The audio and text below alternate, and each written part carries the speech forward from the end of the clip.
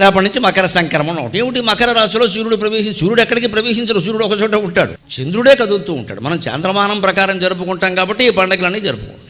మకర రాశి అంటే ఒక రాశి నక్షత్ర సముదాయమే కదా రాశి.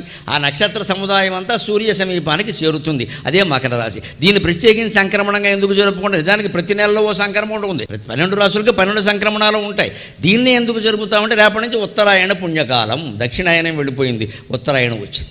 దక్షిణాయనంలోనే పండుగలు ఎక్కువ ఉంటాయి, ఉత్తరాయణంలో పండుగలు తక్కువ ఉంటాయి. ఉత్తరాయణం వచ్చిందని సంతోషం కాదు, మనకి పండగ సెలవులు ఉండవు. ఇంకా ఈ తర్వాత వచ్చే పండుగ శివరాత్రి, దాని తర్వాత ఉగాది, శ్రీరామనవమి అయిపోయినట్టే. మళ్ళీ సెప్టెంబర్ రావాల్సిందే చూసుకోండి. ఉత్తరాయణంలో పండుగలు లేవు, కానీ అది పుణ్యకాలం.